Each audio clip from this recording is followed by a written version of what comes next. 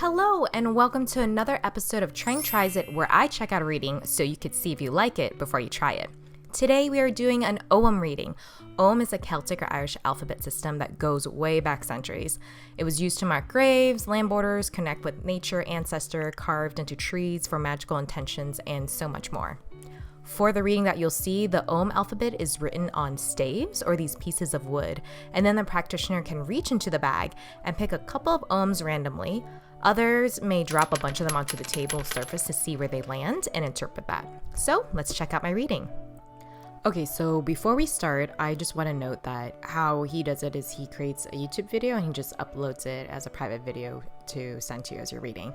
Also, I didn't know what to expect. I didn't know what type of questions I could ask, and so I kind of wrote to him in my intake form what I was looking for, but I was open to any messages that came through. So you'll see him read my questions and things like that.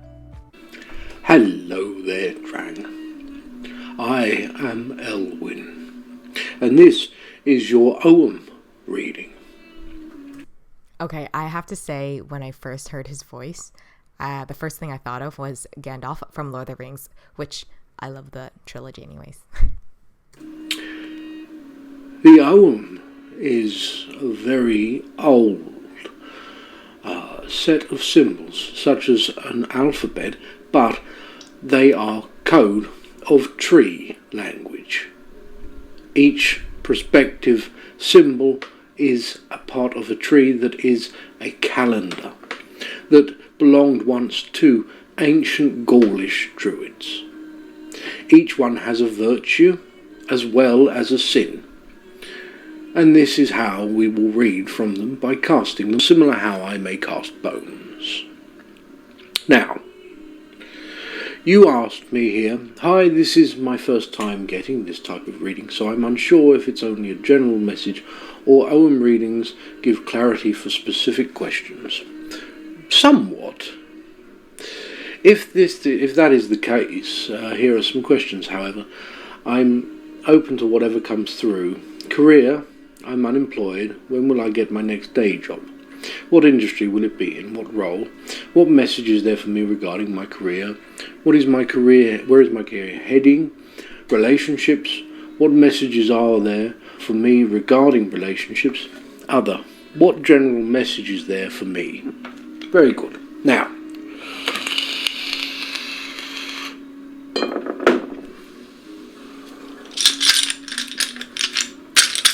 I have my own here. I'll move the camera down so that you can see the cast. Alright.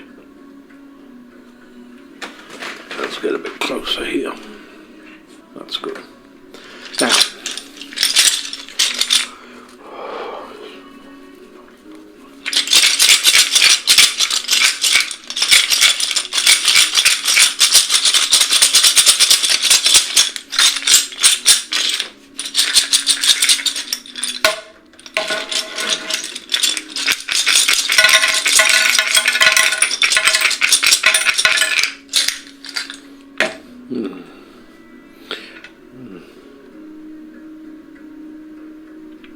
interesting now.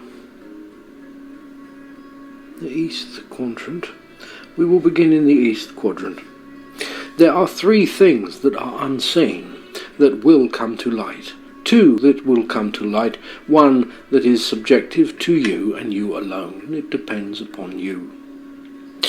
Firstly, let's draw our attention to the first that is coming into this circle. Alright? That is Straith. Straith is blackthorn. The blackthorn depicts or denotes the fate of each and individual. Wheel of fortunes, the trials and tribulations that lead to outcomes and change. Liberations and the rebirth through those. This particular Ogham is all about having to go through the hardships of things, having to go without, so that we can truly appreciate what it means to have. This is of the present in the East. Coming alongside this, there is another. This is Shin. Shin is the holly. Balance is required. Balance is slipping, though. Forms of tests and ordeals and integrity kept throughout them. Mastery of the self, money matters, and the growth of finance. This forms of discipline must be exercised and kept up while there is this slump here through the strath. Now, let us look at what is unseen from these two scenarios as you head to the centre of your sphere. That which needs to be discovered. Beeth is birch. The birch tells us of new beginnings. It teaches us from bringing of change, but the birth of new things, new formats. It is a mark of good fortune, a protective quality, definitely. But there must be change. The inability to change can be causing problems, and this is where birch will push back in this situation. Birch is grounded, rooted, it cannot be moved, but you can. Rethinking certain things comes from these two others. At the centre, what leads from that change here? All is gorse. It is the increase of material possessions, financial, earthly, material things. There are forms of sexual energy that here can repel negative energy. Once you have that good feeling, something good happens. The domino effect can ensure as long as you hold on to that feeling, as long as you run with it. This is where change becomes easier to embrace when we start to see abundance and return from that change. It gives us that green light. What is the undecided factor most of all here?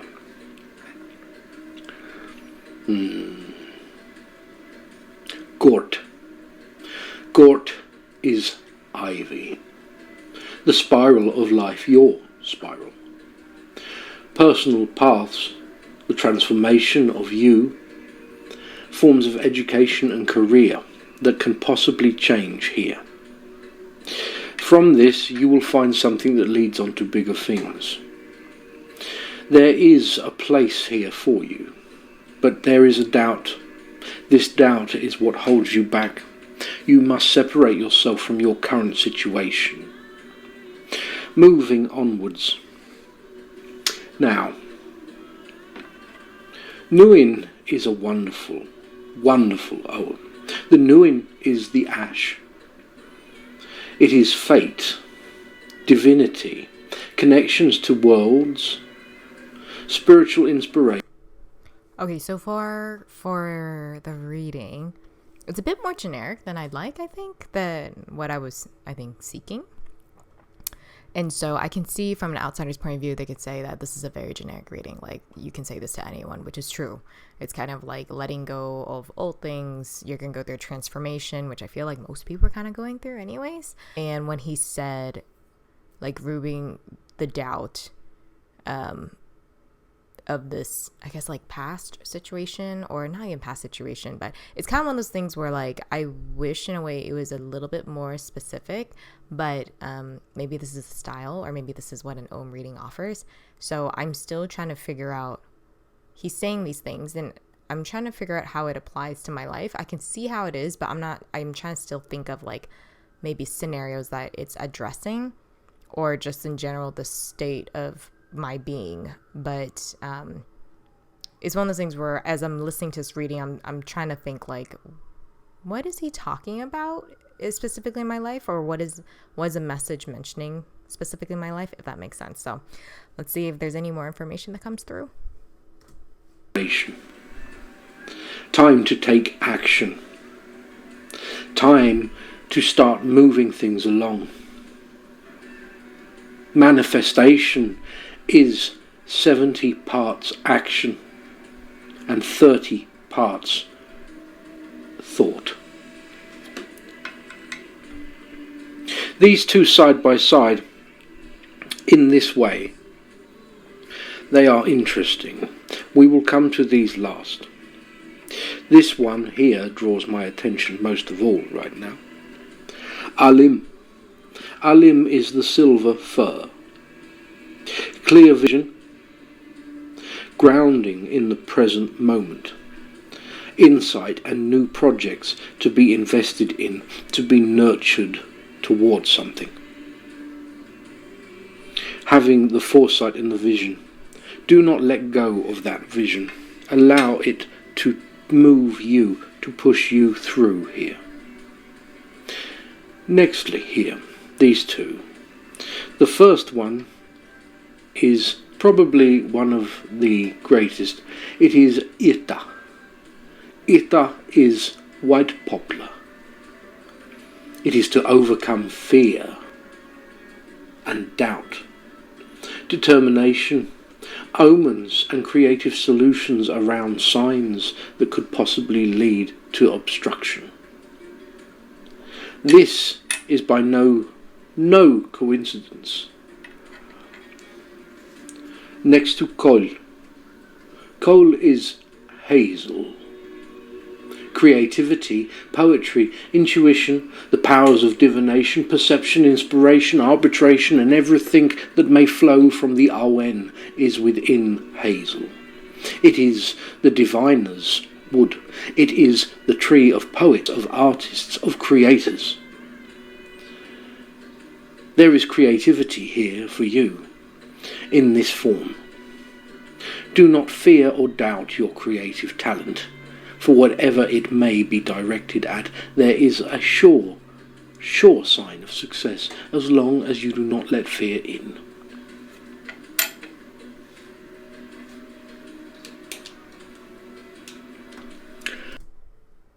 So I think that was the end of my reading.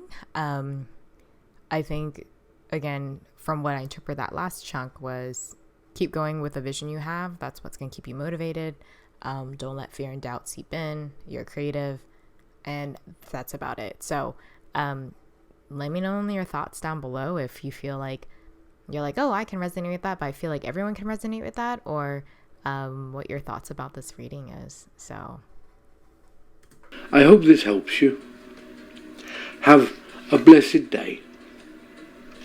Goodbye. And there you go. Now you know what an Ogham reading looks like. Let me know in the comments below, what are your thoughts about this reading?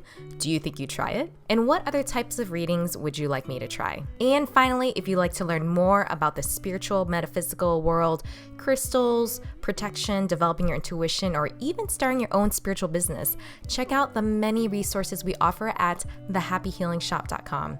Thanks again, and I'll see you next time.